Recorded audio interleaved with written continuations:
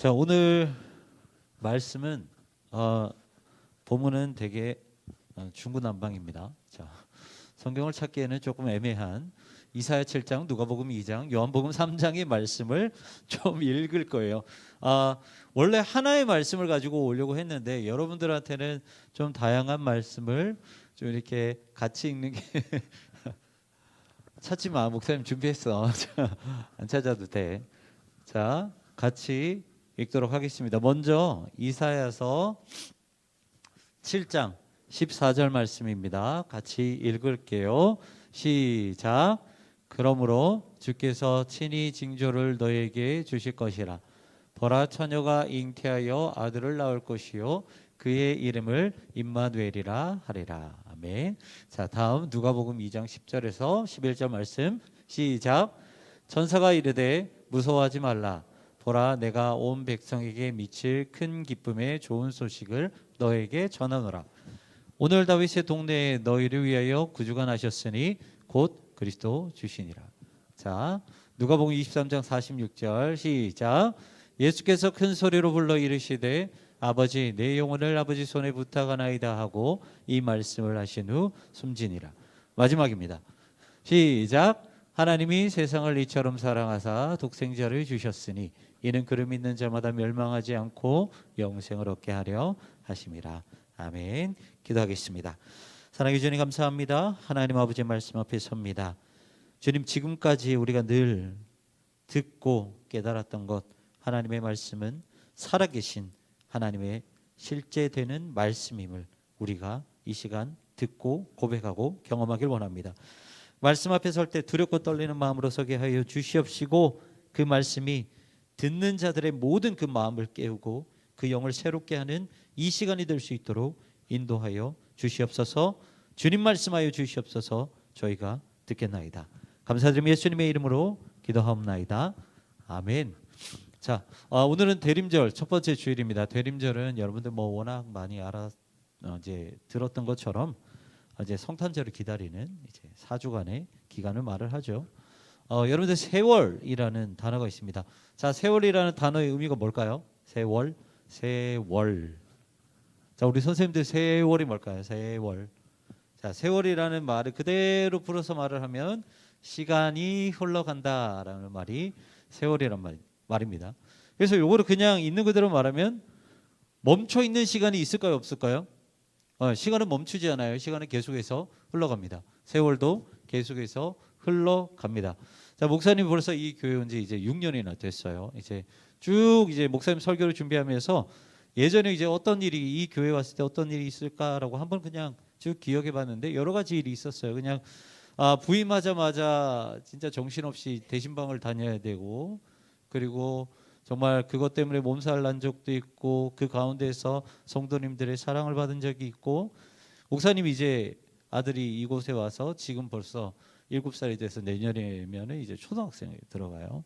그리고 우리 유찬이 같은 경우에는 제가 이제 처음 왔을 때 엄마 뱃속에 있었어요. 그런데 벌써 그 녀석이 내년이면 7살이 돼요. 여러 가지 이제 일이 있었던 것 같아요. 많은 성도님들 장례도 치러 드렸고, 결혼식 가서 축하도 드렸고, 그리고 어느새 이제 목사님이 30대 초에 와서 이제 내년이면 앞에 숫자가 바뀝니다. 그래서 요즘에 이제 9수여서 그런지 되게 우울해요. 하루하루 보내고 이제 한 장 남았어요. 한 장 뒤면은 숫자가 바뀌어요. 하루하루가 우울합니다. 그래서 여러분들 목사님을 위해서 기도해 주세요. 자, 보통 이렇게 세월이 지나면 누구든지 아쉽고 후회가 되죠. 자, 우리 선생님들 세월이 지나고 이제 내년에 한 살 더 이제 드시는데 어떠세요? 네, 세월이 지나면 어떤 마음이 많이 드세요? 우리 박은희 선생님 어떠세요? 너무 좋아요. 네, 너무 좋아요. 네, 곧 있으면 이제 우리 이제 손주를 또 보세요. 네, 그래서 여러분들 기도 많이 해주세요. 자, 어쨌든 이렇게 세월이 지나면은 이제 많은 사람들이 좀 아쉽고 후회하는 순간들이 좀 많이 기억이 날 거예요. 자, 목사님도요. 목사님 머릿속에 절대로 지워지지 않을 것 같아요. 그 기억이 하나 있는데 뭐냐면 이제 목사님 이제 여러분들한테 말을 했지만 대학 시절 때 일이에요. 대학 시절 때 일인데 어느 날 이제 뭐 목사님이 자주 했던 이제 수법이기도 한데 이제 타지에서 이제 대학 생활을 하고 이제 보통 고향 때 이제 가끔씩 왔다 갔다 하잖아요. 근데 어느 날 이제 목사님이 친구들하고 너무 놀고 싶은 거예요. 그래서 이제 목사님 고향에 갔어요. 쉬는 날 주말에 갔는데 너무 놀고 싶으니까 이제 부모님한테 이제 내가 여기 왔습니다, 우리 집 왔습니다라고 말을 못 하는 거예요. 그래서 친구네 집으로 바로 갑니다. 그리고 나서 이제 부모님한테 거짓말을 쳐요. 저 이제 학교에 있어요. 이번 주는 못 갈 것 같아요. 라고 말하면서 거짓말을 쳤어요. 왜 거짓말을 쳤냐면 그냥 밤새도록 그냥 클럽 가서 술 마시고 그냥 놀고 싶어서 그 이유 하나 때문에 그렇게 거짓말을 했어요. 그런데 이 참 이제 목사님 친구 집에서 이제 클럽을 가려면 이렇게 걸어 가야 되잖아요. 차를 타러 걸어 가야 되는데 그 걸어가는 그 루트에 반드시 지나쳐야 되는 곳이 있어요. 어디냐면 그때 당시에 이제 목사님 어머니는 목사님이 아니셨고 사업을 하셨는데 이제 화원을 하셨어요. 꽃집을 하셨어요. 그런데 그 꽃집을 반드시 지나쳐야만 했어요. 목사님 엄마한테 이제 거짓말 했잖아요. 그런데 너무 놀고 싶은 거예요. 그래서 몰래 숨어서 어머니가 밖에 나와 있는지 아닌지를 확인하고 후다닥 달려갔어요. 차를 타러. 그런데 그때 당시에 목사님 가정의 형편은 그렇게 좋지 않았어요. 어떻게 보면 이제 늦은 시간까지 저희 어머니는 한 푼이라도 더 벌기 위해서 거기 나와서 일을 하고 계셨죠. 그런데 하나밖에 없는 아들놈의 자식은 클럽 가기 위해서 거짓말을 치고 어머니를 이렇게 속여서 이렇게 도망갔어요. 그런데 어느 날 몰래 도망가는데 눈에 띄지는 않았지만 밖에서 일하고 계시는 어머니의 모습을 본 적이 있어요. 그 모습을 보고 지나친 적이 있는데 그 이미지가 목사님한테는 절대로 잊혀지지가 않아요. 너무 죄송스럽고 너무 후회스러워서 아마 이제 목사님이 죽을 때까지 그 기억을 마음속에 품고 갈 것 같아요. 그래서 어머니를 볼 때마다 너무 미안한 마음 그리고 그때의 기억이 이제 자주 떠오르는 것 같아요. 근데 아마 이제 목사님뿐만 아니라 여러 사람들이 다 세월이 가면 갈수록 그리고 예전의 시간을 떠올렸을 때 후회하는 시간들, 죄송한 일들, 미안한 일들 이런 일들이 많이 기억나고 떠오를 거예요. 그런데 이 세월이 간다고 해서 모든 것이 후회스럽고 모든 것이 아쉬운 것만은 아니에요. 여러분들 세월은요 우리의 목적을 이루어 주기 위해서는 반드시 흘러가야 합니다. 여러분들이 세운 그 목표와 여러분들이 세운 그 목적을 달성하기 위해서는 세월이라는 것은 반드시 흘러가야지만이 돼요. 오늘은 대림절 첫 번째 주일이에요. 예수님께서 이 땅 가운데 오신 그 날을 기념한 날이죠. 예수님은 성탄의 날에 그냥 이 땅 가운데 오지 않으셨어요. 예수님은 이 땅 가운데 오신 분명한 목적이 있으셨죠. 그 목적이 뭐냐면 바로 이 구원이라는 목적을 가지고 오셨어요. 그런데 여러분들 생각을 한번 해봅시다. 예수님이 구원이라는 목적을 가지고 와서 이 땅에 그냥 딱 태어나자마자 그 구원이 이루어졌나요? 그건 아니죠. 구원은 예수님이 이 땅 가운데 오셨다고 해서 바로 이루어지는 것이 아니라 그 구원 역시 계속해서 세월이 지난 뒤에 성취되었다라는 거예요. 목사님 오늘 여러분들과 이 말씀 한번 나눠봤으면 좋겠어요. 우리가 처음 읽었던 본문 이사야서로 한번 그때로 돌아가 봤으면 좋겠습니다. 하나님은 이사야 선지자를 통해서 메시아에 대한 예언의 말씀을 선포하세요. 이렇게 선포하십니다. 그러므로 주께서 친히 징조를 너에게 주실 것이라. 보라 처녀가 잉태하여 아들을 낳을 것이요 그의 이름을 임마누엘이라 하리라. 자, 이사야 선지자는요 남유다의 우시야 왕부터 히스기야 왕까지 4대에 걸쳐서 활동했던 선지자입니다. 여러분들 이게 아브라함의 대를 잇고 다윗의 대를 잇는다 하더라도 그런 남유다라 할지라도 하나님을 찾는 것이 아니라 우상을 찾으면서 하나님께서 선택하신 백성이라 할지라도 점점 멸망의 길로 걸어가고 있었어요. 그때 당시에 하나님은 이사야 선지자를 통해서 너희를 구원할, 너희의 영혼을 구원할 메시아를 너에게 보내주겠다라는 그 예언을 말씀하시죠. 그 예언의 말씀이 바로 오늘 이사야 7장 14절의 말씀이에요. 자, 그러면은 이 말씀이 과연 언제 하나님께서 이사야에게 말씀하셨을까? 정확하게 성경에 뭐 이렇게 기록이 되어 있다, 이때 말씀을 주셨다 이렇게 되어 있지는 않지만 성경에 보면 뭐라고 기록되어 있냐면 우시야 왕이 죽던 해에 하나님의 말씀이 이사야에게 임하였다라고 말씀을 하고 있어요. 그때가 언제냐면 여러분들 BC 기원전 740년경입니다. 그러니까 BC 740년경에 하나님께서는 이사야 선지자에게 메시아에 대한 예언을 선포하셨다라는 거예요. 자, 그렇다면 다시 한번 질문을 해볼게요. 하나님이 이사야를 통해서 예언의 말씀을 전했다고 해서 그 예언이 바로 성취가 되었나요? 바로 성취가 되지 않았어요. 북이스라엘과 남유다가 멸망할 때도 성취되지 않았고요. 심지어 포로에서 돌아왔을 때도 성취가 되지 않았어요. 오히려 그 예언을 기다렸던 그 남유다 백성 앞에는 아무런 하나님의 응답이 이루어지지 않았던 암흑기 400년의 시간이 더 흘러갔다라는 거죠. 그렇게 또다시 세월은 흐르고 흘러갑니다. 그리고 나서 유다 백성이 로마의 속국으로 있을 때 오늘 저와 여러분들이 읽었던 누가복음의 말씀, 바로 하나님께서 이사야 선지자를 통해서 예언하신 그 임마누엘의 예언이 성취가 됩니다. 그게 어떤 사건이에요? 예수님이 이 땅 가운데 태어나신 그런 사건이죠. 여러분들 예수님이 언제 태어나신 것 같아요? 예수님이요? 보통 막 이렇게 예수님을 기준으로 해서 이제 BC, AD 이렇게 나눈다고 하는데 예수님이 태어나신 날은 정확하게 성경에 기록되어 있지 않아요. 그런데 또 힌트를 얻을 수 있는 게 뭐냐면 헤롯 왕이 죽을 때 즈음에 예수님께서 태어나셨어요. 네. 그때가 언제냐면 대충 학자들은 이때라고 봅니다. 기원 후 AD 4에서 5년경 헤롯이 죽을 때쯤 태어났다. 자, 그렇다면은 하나님께서 이사야 선지자를 통해서 예언했던 그 예언이 언제 성취가 된 거예요? 언제 성취가 된 거예요? 얼마나 시간이 흐른 거예요? 무려 745년 뒤에 성취가 된 거예요. 그리고 또 시간은 흘러갑니다. 여러분들 예수님께서 이 땅 가운데에서 얼마나 계셨어요? 대략 30년이라고 말을 합니다. 그렇다면은 대충 계산했을 때 예수님께서 돌아가신 그 날이 언제예요? 몇 년이에요? AD 33년경이 되겠죠. 누가복음 말씀처럼 이 말씀을 하신 후 숨지신지라, 이때가 AD 33년경입니다.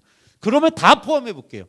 이사야 선지자를 통해서 하나님께서 메시아를 예언하셨을 때부터 예수님께서 돌아가신 그때까지가 몇 년이에요? 막 안 되죠. 막 지금부터 막 계산이 안 돼요. 몇 년이나 걸려요? 770 계산이 안 돼요? 네.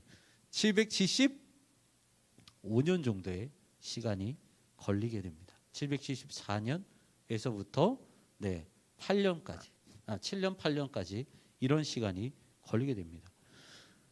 여러분들 목사님이 여러분들에게 하고 싶은 말은 그거예요. 하나님께서 이사야 선지자를 통해서 예언의 말씀을 하셨지만 그 예언이 성취되기 위해서는, 그 놀라운 구원의 목적이 성취되기 위해서는 반드시 세월이라는 것이 지나야 한다라는 거예요. 그리고 그 세월이 지났을 때 하나님께서 선포하신 그 원대한 목적은 이루어졌다라는 거죠. 여러 시대에 걸친 선지자들의 예언, 그리고 포로 시대, 그리고 암흑기 400년이 지났을 때 그때 비로소 예언이 성취되었다라는 거예요. 그런데 여기서 우리가 한 가지 더 알아야 될 것이 있습니다. 여러분들 봐요. 하나님의 원대한 목적이 구원이라는 그 목적이고, 그 구원이라는 목적이 예수님께서 돌아가셨을 때 이루어졌다라고 말씀을 드렸어요. 그런데 하나님께서 계획하신 그 목적이 그냥 아무런 생각 없는 목적이었을까요? 너희가 불쌍하니까 내가 그냥 예수라는 내 독생자를 보내서 그냥 그 독생자를 죽임으로 너희를 구원하겠다. 여러분들 아무것도 아무 이유도 없이 하나님께서는 예수님을 보내셨을까요? 그게 아니죠. 목사님 봐요. 하나님은요, 예언을 성취하기 위해서 반드시 세월을 흘려보내십니다. 기다리게 하세요. 기대하게 하세요. 기도하게 만드세요. 그리고 나서 중요한 것이 또 다른 한 가지가 있는데, 그게 뭐냐면 하나님께서 이 땅 가운데 구원을 성취하시기 위해 예수님을 우리에게 보내신 그 목적, 동기가 필요하다라는 거예요. 그 동기가 뭐예요? 바로 이 말씀이에요. 요한복음 3장 16절의 말씀. 새번역 버전이 이제 이렇게 되어 있습니다. 하나님께서 세상을 이처럼 사랑하셨기 때문에 외아들을 주셨다. 여러분들 이거는요, 하나님께서 우리에게 구원을 이루기 위해서 품으신 하나님의 원대한 동기이고 하나님의 마음이었다라는 거예요. 그게 뭐라고요? 우리를 위한 하나님의 사랑이었다라는 거죠. 우리를 위한 하나님의 사랑이 있었기 때문에 하나님은 이사야 선지자를 통해서 예언을 하셨고요. 우리를 위한 하나님의 사랑이 있었기 때문에 하나님은 독생자 예수님을 이 땅 가운데 보내신 거고요. 우리를 위한 하나님의 그 동기, 하나님의 원대한 사랑이 있었기 때문에 예수 그리스도를 십자가에 못 박으신 거고요. 우리를 위한 하나님의 그 사랑이 있었기 때문에 하나님께서 태초전부터 계획하셨던 그 구원이 세월이 지나고 나서 우리에게 성취가 되었다라는 거예요. 여러분들 구원은 우리가 믿는다라고 해서 우리가 받아들이는 게 맞아요. 하지만 그 구원이 어떻게 이루어졌는지 여러분들은 아셔야 된다는 거예요. 여러분들 세월은 흘러 우리 앞에까지 옵니다. 그리고 여러분들은 앞으로 살아갈 그 세월이 앞으로도 계속해서 흘러가야 되는 거예요. 우리는 그리스도인이죠.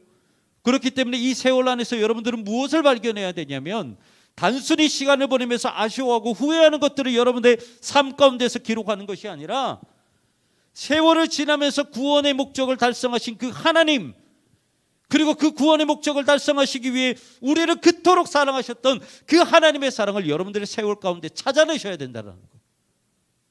시간이 흐를수록 그냥 가만히 멍 때리고 살아가는 게 아니라, 여러분들 생각해 봐요. 목사님이 이사야 선지자의 스토리를 가지고 왔지만 하나님께서 메시아에 대한 예언을 이사야 선지자에게만 말씀하셨을까요? 아니요. 구약 시대의 전 세대에 걸쳐서 하나님은 끊임없이 말씀하셨어요. 내가 너희를 위해, 내가 너희를 구원하기 위해 메시아를 준비했다. 그리고 계속해서 세월을 만들어 가세요. 그리고 하나님의 사랑으로 계속해서 구원이라는 목적을 만들어 가세요. 그게 하나님의 방법이에요. 그렇다면 그리스도인의 삶은 어떻게 돼야 돼요? 하나님의 방법이 여러분들의 삶 가운데서 드러나야 된다는 거죠. 구원이 성취되는 그 놀라운 역사가, 그리고 그 안에서 발견되어지는 하나님 아버지의 놀라운 사랑이 여러분들의 삶과 여러분들의 세상 가운데, 세월 가운데 드러나야 된다는 거예요. 그렇다면 여러분, 이제 하나님의 사랑과 하나님의 구원이 이제 우리 앞에 오늘 대림절 첫 번째 주일에 저와 여러분 앞에 딱 다가왔어요. 그렇다면 저와 여러분들은 어떠한 목적을 가지고 살아가야 될까요? 다른 게 없어요. 신앙은 간단하고 명료해요. 신앙은요, 여러 가지 계산적으로 복잡한 것이 아니라 하나님께서 우리에게 말씀하신 말씀을 따라가면 되고, 우리보다 먼저 걸어가신 예수님을 바라보면서 걸어가면 되는 것이 바로 신앙이에요. 우리가 대림절 이 4주간 무엇을 해야 되는지 여러분들 우리가 생각할 때 오늘 말씀을 기억하시길 바랍니다. 세월은 지금 우리 앞에 왔어요. 그리고 우리가 세월을 흘러갈 거예요. 그러면 우리에게 주어진 몫은 무엇이냐? 우리 역시나 하나님의 목적과 하나님의 동기가 똑같아야 되는 거죠. 그분을 닮아야 된다라는 거예요. 어떻게? 우리 역시나 구원을 전하고, 우리 역시나 하나님의 마음처럼 하나님의 사랑을 전하는 날이 바로 대림절이 되어야 된다라는 거예요. 그래서 여러분들, 목사님은요, 이제 선생님들하고 이제 기획을 할 때 어떻게 하면 좋을까라고 생각을 해봤어요. 이거 물론 이제 목사님이 디자인한 거긴 하지만, 대림절에 우리가 구원을 전하고 어떻게 하면 하나님의 마음을 전할 수 있을까? 여러분들, 구원을 전한다라는 게 어려운 게 아니에요. 우리 고3 친구들, 고2, 고1 친구들, 여러분들이 내년에 가면 누가 올라와요? 누가 올라와요? 새로운 고1 친구들이 올라오고 1학년이 2학년 되고 2학년은 3학년 될 거예요. 목사님이 생각해 봤어요. 누구에게 그 사랑을 전할 수 있을까? 물론 그렇게 말할 수 있어요. 여러분들 주변에 가서 여러분들의 이웃에게 하나님의 사랑을 전하고 하나님의 구원을 전해주세요 라고 할 수 있지만, 이번에는 목사님이 우리 사랑하는 후배들한테 그 사랑을 전하면 어떨까라는 생각을 해봤어요. 적어도 여러분들이 1년 동안 경험했던 그 하나님의 마음, 하나님께서 구원을 전하시고 하나님을 사랑한다라고 여러분들에게 전했던 그 마음, 여러분들이 경험했던 그 하나님과의 경험, 그것을 여러분들의 후배들에게 아낌없이 주는 날이 되면은 얼마나 좋을까 생각을 해봤어요. 여러분 앞에 틀이 보이죠? 네, 트리가 일반 트리랑은 다르죠. 네, 괜히 목사님이 쓸데없는 이야기를 해서 우리 선생님들이 고생하셨어요. 이게 되게 간단해 보이지만 여러분들 5시간 걸렸습니다. 정작 몇 분이죠? 6분이 매달렸나요? 5분이 매달려서 이걸 5시간 동안 했어요. 이걸 만든 이유가 있어요. 여러분들 우리가 3주 동안, 다음 주부터 3주 동안 프로젝트를 좀 했으면 해요. 첫 번째 주는 여러분들이 여러분들의 후배들을 위해서 환영하고 축복하는 그런 영상을 찍을 거예요. 짧아요. 그리고 그 다음 주는 그 후배들을 축복하는 마음을 담아서 편지를 쓸 거예요. 누구누구야 이게 아니라 불특정 한 사람에게 편지를 쓸 거예요. 그리고 마지막 주는 여러분들의 마음을 담아서 선물을 포장할 거예요. 물론 부서에서도 준비를 하지만 가장 베스트는 여러분들이 직접 준비한 선물을 가지고 오는 게 중요해요. 그래서 여러분들이 쓴 편지를 여기다 하나하나씩 매달 거예요. 그리고 여러분들이 준비한 선물들을 밑에다 하나하나 차곡차곡 쌓아 올릴 거예요. 왜 이런 기획을 했냐면 여러분들이 하나하나 쌓아 올린 그 마음들을 보라는 거예요. 여러분들이 하나님께 사랑을 받았죠. 이제 그 사랑을 후배들에게 전하기 위해서 여기에 하나하나씩 둔다라는 거예요. 여러분들 불편할 수 있어요. 영상 찍는다는 게 싫어할 수도 있어요. 하지만 여러분들이 경험했던 하나님과의 경험을 여러분들이 내년에 올라올 후배들에게 사랑하는 마음으로 좀 함께 했으면 좋겠다라는 마음이에요. 목사님은요, 이번 대림절 여러분들이 이 귀한 프로젝트에 함께 했으면 좋겠습니다. 먼저 목사님은 이 말씀을 통해서 여러분들을 축복합니다. 여러분들의 앞으로 걸어갈 그 세월, 하나님 아버지의 구원과 하나님의 사랑이 여러분들의 삶 가운데 더욱더 풍성히 넘치기를 소망합니다. 특별히 우리 고3 친구들 이제 내년이면 이 자리를 떠나게 돼요. 어디로 갈지 모릅니다. 하지만 야베스가 하나님께 기도를 하면서 그의 지평을 확장했던 것처럼 여러분들의 입술 가운데 기도가 하나님께 전달되어져서 여러분들의 길이, 여러분들의 그 영역이, 여러분들의 삶이 확장되어지기를 소망합니다. 그리고 오늘 말씀에서 드러났던 하나님의 놀라우신 구원과 하나님의 그 사랑이 여러분들의 인생 가운데 더욱더 풍성해지기를 원해요. 하지만 여러분들의 몫이 있다라는 것 절대로 잊지 말아요. 내가 사랑을 받았으니까 나만 누려야지라는 것은 이기적인 거예요. 여러분들이 받은 사랑이 있다면, 여러분들이 받은 은혜가 있다면 그거는 흘려보내셔야 합니다. 그래야 썩지 않아요. 우리 이 시간 기도했으면 좋겠어요.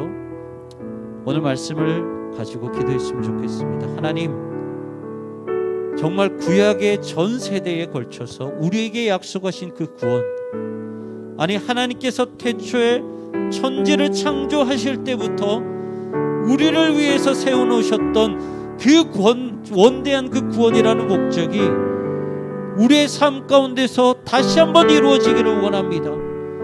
하나님, 그 원대한 목적을 위해서 이 땅 가운데 우리를 그토록 사랑하셨던 그 하나님의 사랑이 우리가 살아가는 그 세월 가운데 쌓여지기를 소망합니다. 그리고 우리가 받은 사랑과 은혜를 우리만 누리는 것이 아니라, 그래서 썩어지는 은혜와 사랑이 되는 것이 아니라 우리 사랑하는 후배들을 위해서 흘려보내는 우리가 되길 원합니다. 하나님, 우리의 마음을 붙잡아 주시고 우리가 주님 아버지 앞에 받은 그 사랑을 주님 아버지 우리가 다시 한번 흘려보내는데 부족함이 없는 우리의 마음이 될 수 있도록 인도하여 주시옵소서. 기도하며 나가겠습니다.